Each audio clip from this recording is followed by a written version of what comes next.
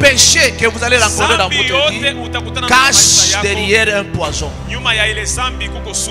Le péché, c'est quoi je vous dis que le péché est sucré. Le péché est mal. Le péché n'a jamais été mal. Si tu trouves quelqu'un qui dit le péché est mauvais, il te ment.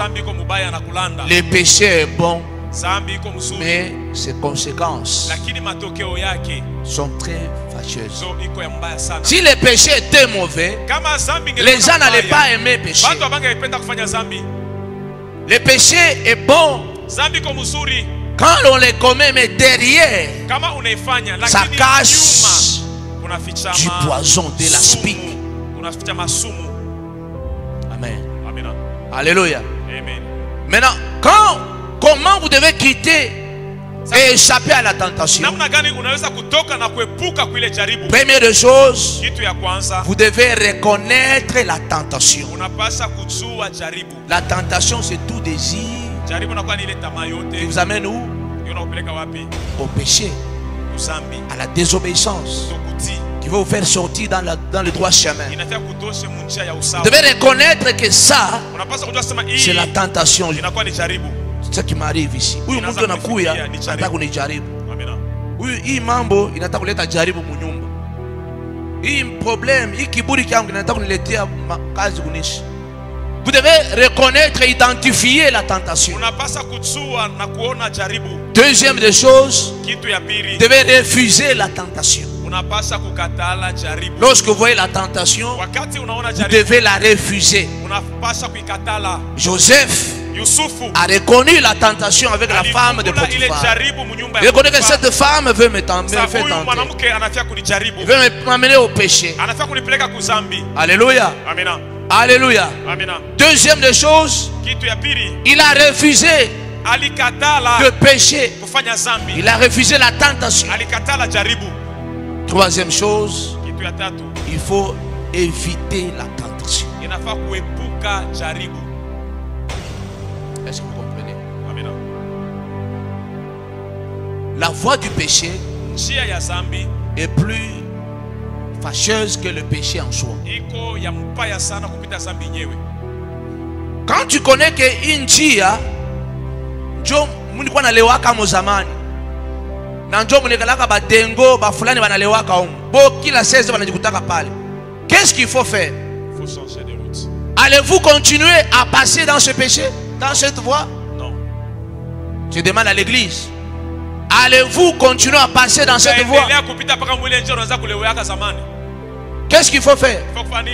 Il faut éviter maintenant de passer dans ce chemin-là. Parce que dans ce chemin, il y a un endroit où tu te sens faible. Tu vas trouver tes anciens partenaires. C'est pourquoi quand vous êtes sauvé, vous devez maintenant identifier avec qui vous devez marcher. Vous ne pouvez pas être marié, mais vous vous promenez toujours avec des femmes seules. Tu pries, mais tu es toujours dans le groupe des gens qui s'anivrent. Non. La loi de la nature dit ceci: si le bien ne change pas le mal, le mal changera le bien. Et la Bible dit, les mauvaises compagnies font quoi? Corrompre les bonnes mœurs. Ulikuwa loko mzuri, ulikuwa loko mtakatifu, ulikuwa loko kurudia kunyumba 18h, mais parce que tu as maintenant une mauvaise compagnie, ils vont te détériorer. Wewe na unje utakatifu gani? Donc si hapa tutaenda makanisa, si atuyo yake Mungu. Ni mambo kanuni unatumia hapa kama secret. Donc si hatutendaka kumbingu. Ces menaces là vont vous affaiblir. Et vous allez voir quelqu'un faire quoi? Oh, mina kunya tu kwa kukufurahisha. On ne peut pas pécher pour plaire à quelqu'un. Pierre dit, mieux vaut plaire à Dieu que de plaire aux autres. Oh, mina kunya tu kwa kukufurahisha. En soi, je ne bois pas, mais je bois ou comme pagano. Je prends seulement pour te plaire. Tu es païen. Tu ne peux pas pécher pour plaire à quelqu'un. Et les groupes, les circonstances ne peuvent pas te changer.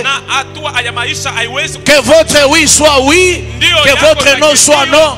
Ce qu'on y ajoute vient du malin. Tu dois vérifier ton environnement. Tu dois vérifier tes fréquentations. Tu dois éviter le péché. La Bible déclare: celui qui fréquente l'homme colère devient colérique. Celui qui fréquente un sorcier, il finira par être sorcier. Celui qui fréquente les sages devient sage. Qui tu fréquentes? La plupart des chrétiens n'ont pas des amis chrétiens. C'est ça le problème aujourd'hui. Les chrétiens ont des amis païens, mais qui n'arrivent pas à convertir à Christ, mais qu'ils sont entraînés par le païen. Alléluia. Vous devez éviter le péché, la voie de la tentation. Et la quatrième chose, vous devez fuir